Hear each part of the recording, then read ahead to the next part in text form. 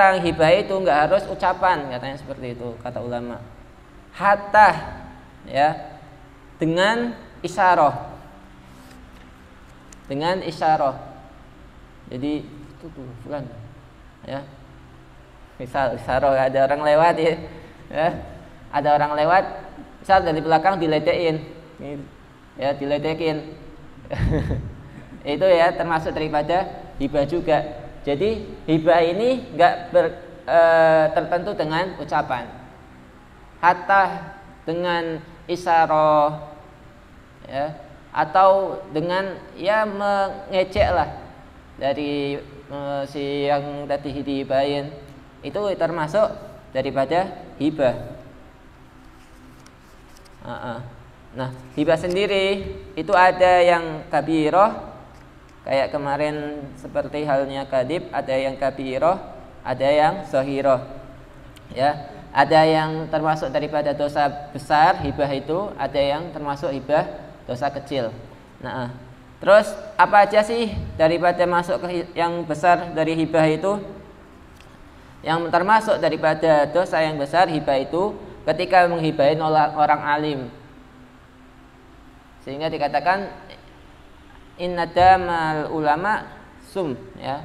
Jadi termasuk daripada darahnya ulama itu beracun. Apa sih makna daripada perkataan ini? Makna dari perkataan ini, kalau kamu ngibahin ulama itu juga cuma dagingnya aja, darahnya kamu makan. Kan seperti itu orang ghibah ya. Orang ghibah itu ibaratkan memakan daging saudaranya. Ini sudah dimakan, dagingnya beracun. Kalau orang biasa dimakan, enggak membahayakan, enggak terlalu membahayakan daripada apa? Memakan dagingnya ulama. Kenapa? Dagingnya ulama itu selain dagingnya itu sendiri mentah kita makan, itu dagingnya ada racunnya, sehingga bahayanya lebih daripada orang yang biasa. Paling rendah-rendahnya ya, paling rendah-rendahnya apa nanti akibat yang kita rasakan ketika makan daging ulama itu adalah ingkita min dzurriyyatus sholeh. Kita tidak bisa mempunyai dzurriyyah yang soleh. Sehingga ya perlu diperhatikan, banyak misalnya orang kok anaknya nakal atau anak ibu, mungkin pernah dia itu ngibahin ulama, ngibahin orang alim, orang soleh. Perlu diperhatikan. Termasuk juga daripada ghibah yang kabirah, yaitu ketika ghibah orang penghafal Quran. Ya, orang yang penghafal Quran itu perlu diperhatikan. Ngibahin mereka termasuk daripada ghibah yang kabirah. Terus ghibah yang paling besar hukumannya yaitu ghibah yang dilakukan oleh orang munafikin kepada Rasulullah. Jadi orang-orang munafik itu mereka apa? Di depan Rasulullah taat, di belakang Rasulullah mereka ghibahin. Ya dikatakan sehingga waqad kana munafiqun wal musyrikun yatakallamuna fin nabi sallallahu alaihi wasallam. Ya, mereka ngomong-ngomongi nabi. Wa kanu idza aradu ayatakallamu, dan ketika mereka mau ngomongin nabi di belakang nabi, mereka ngibahin nabi. Orang-orang munafik ini ya taghattawna, nutupin kepala mereka. Terus istihza, mereka ngomong apa? Yaquluna hatta la yasma'una rabbu Muhammad. Tujuannya itu apa? Supaya enggak didengar sama Allah Ta'ala. La yasma'una, kita nutupin seperti ini supaya enggak didengarkan sama Tuhannya Muhammad. Sering nguping Tuhannya Muhammad, kata orang munafik itu. Fayufadihuna, sehingga apa? Biasanya ketika apa yang dilakukan orang munafik, kadang ayat turun ya tentang peristiwa munafik ini, apa yang dilakukan oleh munafik atau munafik, supaya kita enggak diketahui sama Tuhannya Muhammad, kita ya takhabbatun, ya nutupin kepala kita supaya enggak didengar sama Tuhan mereka. Fa innahu ya'tihil khabar minas sama, karena bakal dikasih tahu sama Tuhannya Muhammad kita ini. Summa yatakallamuna fihi donnan, mereka menyangka minhum annallaha la ya'lam bihim. Mereka sangka Allah enggak tahu apa yang mereka lakukan. Tetap Allah mengundurkan daripada peristiwa itu, kejadian itu, Allah tetap menurunkan ayat, wa asiru qaulakum awijharu bih innahu alimun bidzati sudur. Engkau mau menutupi kayak apapun, sungguhnya Allah Ta'ala alimun bidzati sudur, mengetahui apa yang di hati-hati mereka itu ya percuma, mereka katanya percuma ente mau nutupin kayak apapun, tetap Allah Ta'ala mengetahuinya. Seperti itu ya. Jadi termasuk daripada ghibah yang sangat berat hukumannya ketika ngibahin Rasulullah. Seperti itu. Terus dikatakan di dalam Quran, ayuhibbu ahadukum ayakula lahma akhi maitan. Dikatakan orang yang hibah itu seakan-akan makan daging saudaranya sendiri. Di dalam ayat ini menerangkan tentang bagaimana ngerinya hibah. Apa sih dikatakan di situ? Makan lahem, makan daging, enak dong? Enggak, nayyan, mentah. Terus selain itu dagingnya Bani Adam, ya, makan udah daging mentah, terus dagingnya min adamiyin, dari anak Adam, terus saudaranya sendiri lagi. Dibayangkan coba, apa namanya, makan daging mentah, terus nayyan mayitan, dalam keadaan batang, terus dari Adam, daging itu daging manusia, terus saudaranya sendiri yang dimakan, daging saudaranya sendiri yang dimakan. Dalam nas ayat ini seperti itu. Juga kisah ketika di zaman Nabi ada 2 orang perempuan itu ghibah di waktu puasa. Lalu lantas orang perempuan ini kok ngerasa gak kayak hari-hari biasanya. Jadi dinampakkan sama Allah hukumannya secara zahir supaya jadi pelajaran untuk orang-orang ke depannya. Jadi ada orang yang sama Allah Ta'ala hukumannya ditutupin lah, nanti di akhirat baru ditampakkan. Ada yang sama Allah Ta'ala hukuman di dunianya dinampakkan. Sehingga kedua orang ini merasakan kepayahan ketika puasa, lemas puasanya, gak kayak biasanya, kayak mau mati. Terus salah satu daripada temannya orang ini, perempuan ini, ngadu ke Rasulullah, ya Rasulullah, boleh enggak saudara saya ini untuk buka puasa? Mereka sebab nggak mampu lagi untuk puasa. Ya Rasulullah, enggak, coba suruh ke sini orang teman kamu itu. Akhirnya kedua orang perempuan ini datang ke Rasulullah. Rasulullah nyuruh untuk ngambil kayak baskom gitu. Setelah didatangkan baskom, suruh muntah perempuan tadi. Ketika dimuntahkan, ternyata apa yang dia muntahkan itu berupa daging yang bau, ya, daging busuk dimuntahkan di baskom itu. Nah itu Rasulullah mengatakan, ini apa yang kalian lakukan tadi pagi. Jadi kayak makan dari saudaranya sendiri. Sehingga Imam Ghazali, ya, salah satu ulama yang keras, mengatakan termasuk yang membatalkan puasa ini perkara ini. Kayak apa? Yaitu hibah, itu termasuk perkara yang membatalkan puasa, katanya Imam Ghazali. Terus itu ya, al-hibah la taktasir ala lisan. Jadi hibah itu enggak cuma dengan lisan, bukan dengan isyarah, dengan kitabah, wal harokah, dengan gerakan. Semua itu yang bisa memberikan kepemahaman pada orang lain.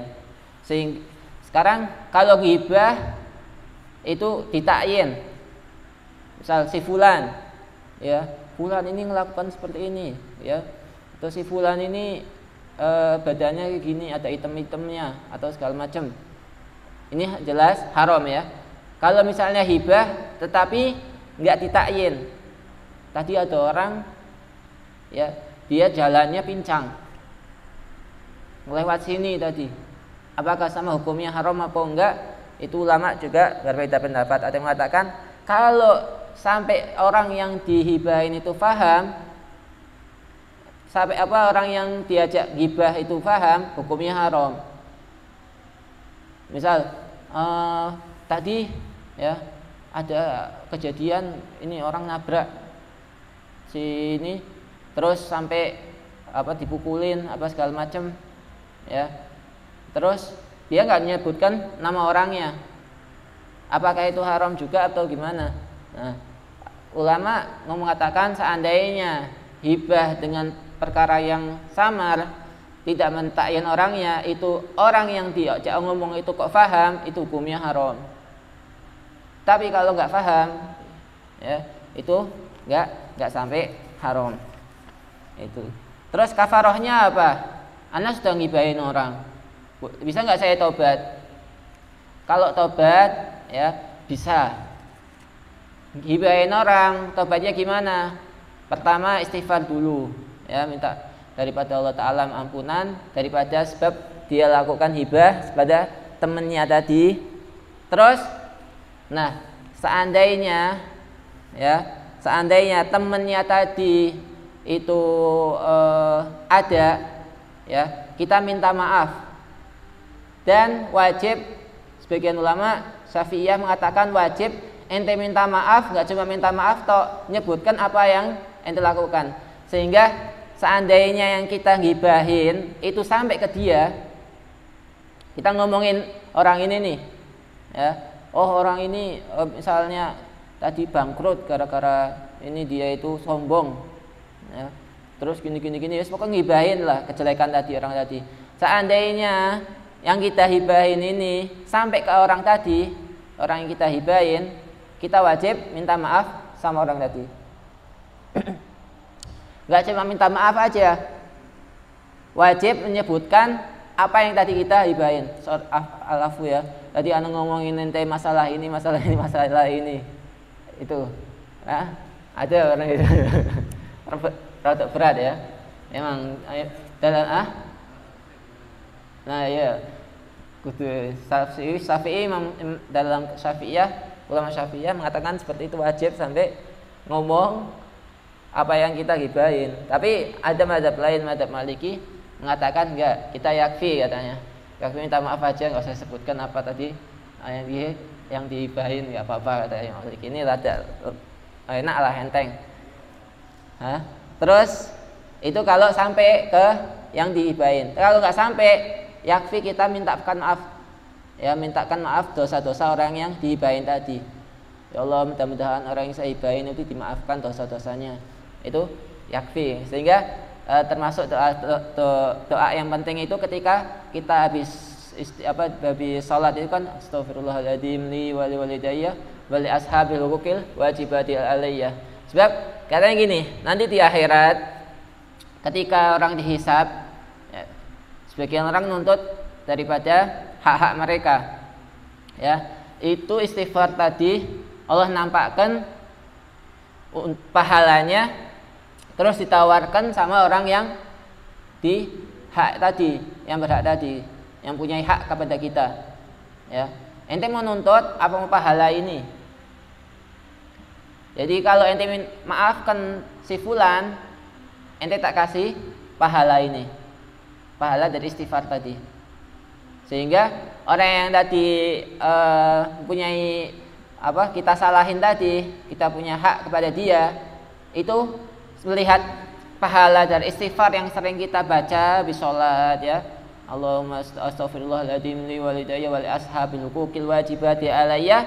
Itu tadi orang tadi ngomong, ya Allah saya minta aja pahala tadi, ya karena pahala yang dinampakkan itu pahala yang besar, sehingga tidak jadi nuntut sama kita, sehingga kita pahalanya masih utuh.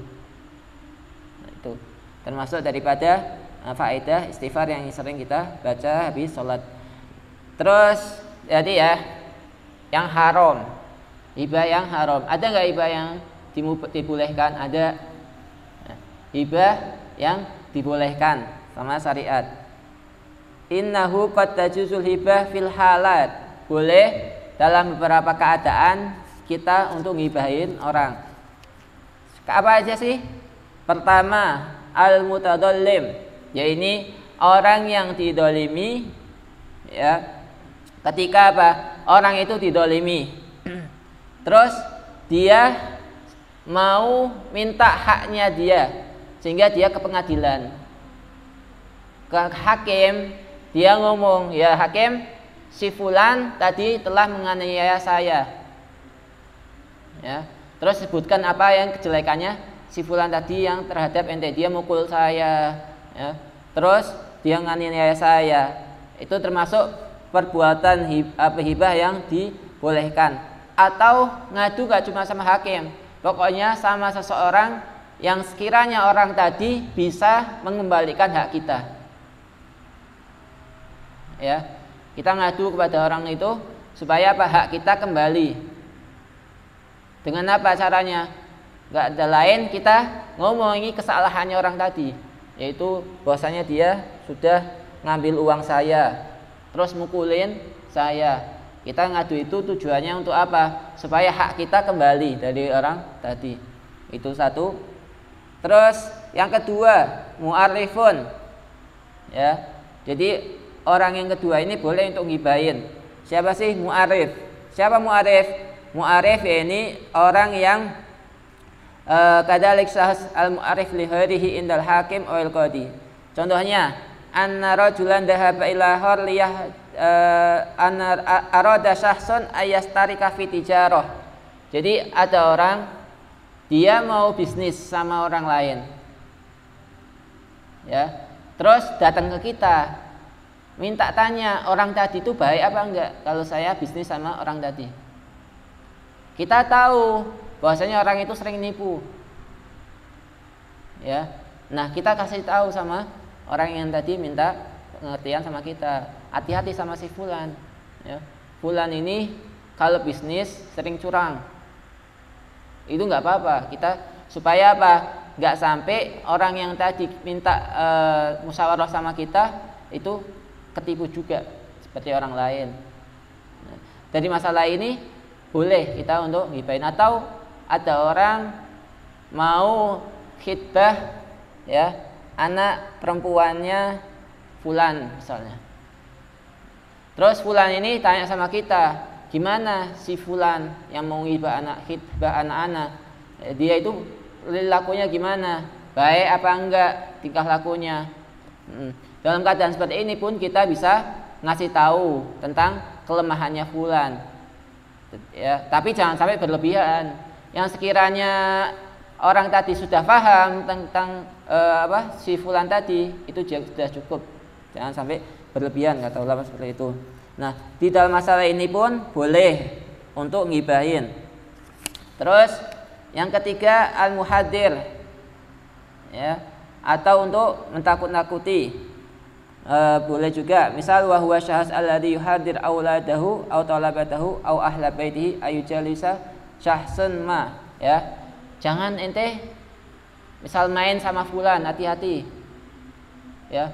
Fulan ini kurang baik akhlaknya, suka misalnya mabuk, ya, atau suka apa.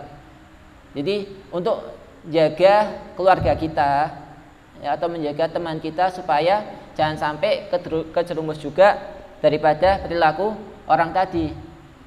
Kita kasih tahu, hati-hati nanti kalau main sama fulan, ya, dia suka gini, suka gini, suka gini. Nah, ini termasuk daripada hibah yang diperbolehkan. Terus mudhirul fisik, ada orang, ya, perbuatannya, kefasikannya itu dinampakkan di muka umum, sehingga orang-orang itu sudah dapat tahu kejelekan orang tadi. Orang ini misalnya tukang zina, naudzubillah min dzalik, ya, atau tukang mabuk. Ini yadhar, di muka umum dia melakukan itu, sehingga orang-orang pada tahu. Itu kalau diomong kejelekannya yang tadi, mabuknya itu, fulan sukanya mabuk, ya, fulan si mabuk misalnya seperti itu, ya. Ini karena sudah nampak kefasikannya, bukan lagi berita orang yang semua orang nggak tahu, enggak.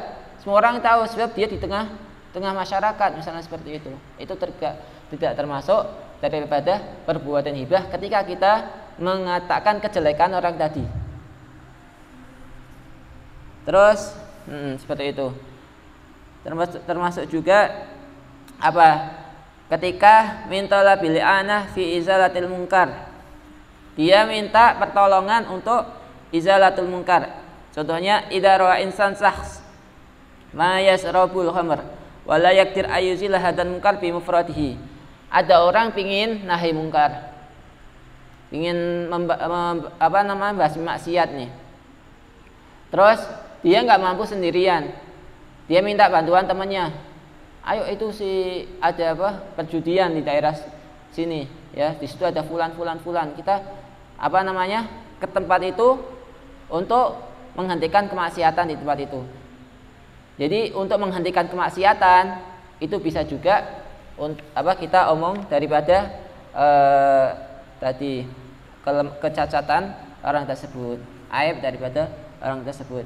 Nah, jadi beberapa perkara itu diperbolehkan untuk hibah. Atau misalnya ada orang kalau mau musyawarah ya tentang anaknya, boleh nggak saya memasukkan anak saya ke sekolahan ini?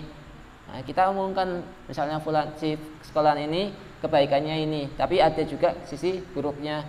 Ya walhasil orang yang minta musyawarah itu bisa nanti kita ngasih tahu tentang kejelekan nanti, bukan termasuk hibah. Gitu. Terus itu ya, yang kedua itu daripada perkara yang merusak pahala puasa. Yang ketiga, an-namimah. Ini an-namimah itu apa? Naqlul kalam biqasdil iftan wal ifsad wal idrar. Memindah kalam tujuannya untuk memfitnah. Namanya namimah. Jadi dia ngomong, ada dua orang, dia ngomong sama si A. Si B ngomong sama ente kalau ente itu pencuri misalnya seperti itu. Ya. Terus yang si A ini ngamuk kan, terus berantem sama si B. Ini namanya namimah. Jadi memindah kalam tujuannya untuk iftitan, supaya menjadikan fitnah atau ifsad atau untuk merusak seperti itu. Ini ijma' para ulama mengatakan bahwasanya namimah itu haram secara ijma', dan ittifaq sama ulama bahwasanya ini kabirah. Kalau hibah itu ada khilaf bain ulama, apakah ini perbuatan dosa besar atau dosa kecil. Kalau namimah itu ulama sepakat bahwasanya namimah adalah dosa yang besar. Kullu dzalik ya, itu semua adalah dosa besar. Itu. Terus itu kalau memindah kalam supaya ada ifsad. Kalau memindah kalam karena ada kemaslahatan, maka tidak termasuk namimah. Ya. Misal untuk islah baina ada dua kelompok yang saling bermusuhan.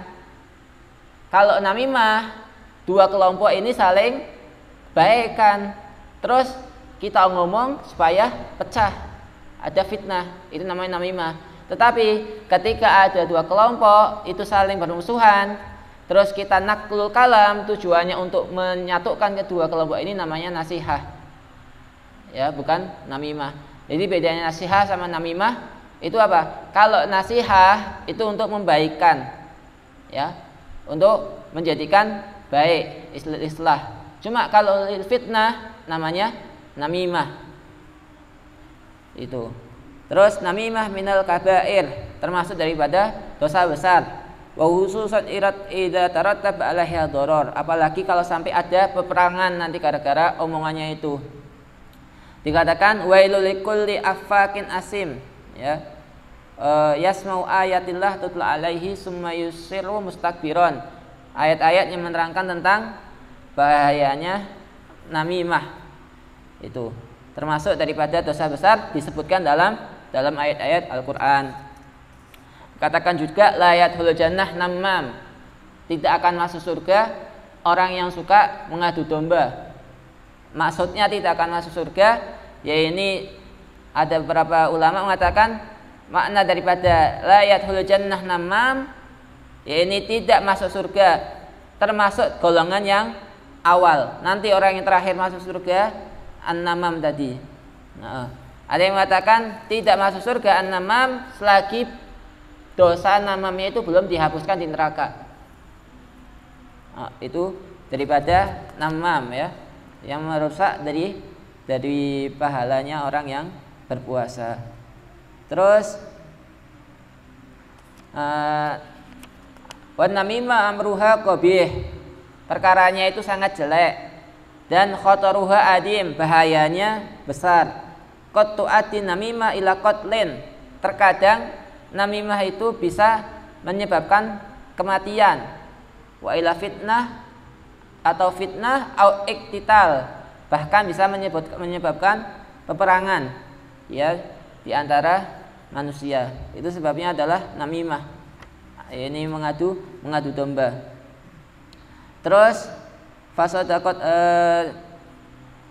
termasuk daripada ini yang namimah yang ketiga. Yang keempat, arabi minal umur allati tuhbitu sawaba saum, yang merusak pahala puasa, yaitu an-nadharu bi syahwatin, nadhar dengan syahwah. An-nadharu bi syahwah lil mar'ah ajnabiyyah muharramun qat'an. Jadi melihat daripada perempuan ajnabiyah itu diharamkan secara mutlakon ya, qat'an. Sehingga auratnya seorang perempuan ketika dia itu di antara ajnabiyah, yakni ketika ada perempuan sama laki-laki yang bukan mahramnya ya, itu berapa auratnya perempuan, itu berapa seluruh anggota wajahnya. Jadi perempuan itu auratnya ada aurat di dalam sholat, ada aurat ketika sama orang lain. Jadi harus dibedakan. Ketika dalam sholat, auratnya perempuan itu seluruh anggota badan kecuali telapak tangan dia sama wajah ya. Ketika dia sama orang lain, laki-laki ajnabi ya, yang bukan mahram. Mahram ini siapa aja sih? Mahram ini daripada saudaranya ya, saudara kandung, terus bapaknya, anaknya. Nanti yang di situ terangkan dalam hukum fikih siapa aja mahram.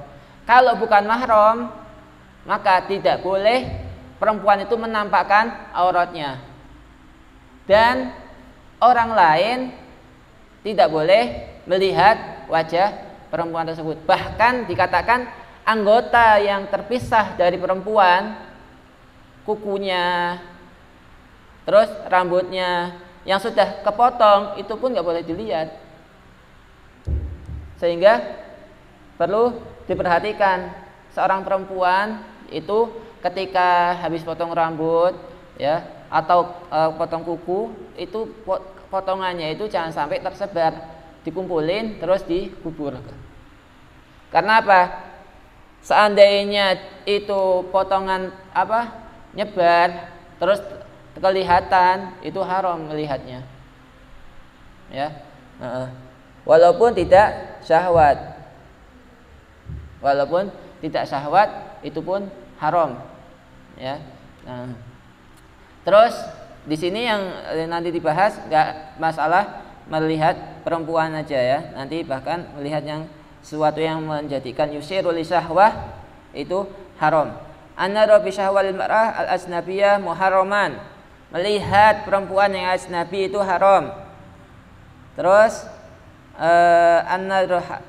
terus gini, perlu diperhatikan juga, seorang perempuan ya, di situ kan wajib menutup seluruh anggota badannya ya, ketika ada laki-laki lain di situ. Terus ada emang pendapat ulama yang mengatakan bahwasanya wajah tidak termasuk aurah, tetapi itu syaratnya ketika tahu nanti si laki-laki itu nggak ngelihat dia ya. Kalau dia tahu di situ ada laki-laki yang ngelihat dia, wajib ditutupin ya. Nanti insya Allah kita akan lanjutkan di pertemuan yang akan datang. Sekian kita tutup pada hari ini di qiraatul Fatihah ila hadratil Mustafa Muhammad sallallahu alaihi wasallam. Bismillahirrahmanirrahim.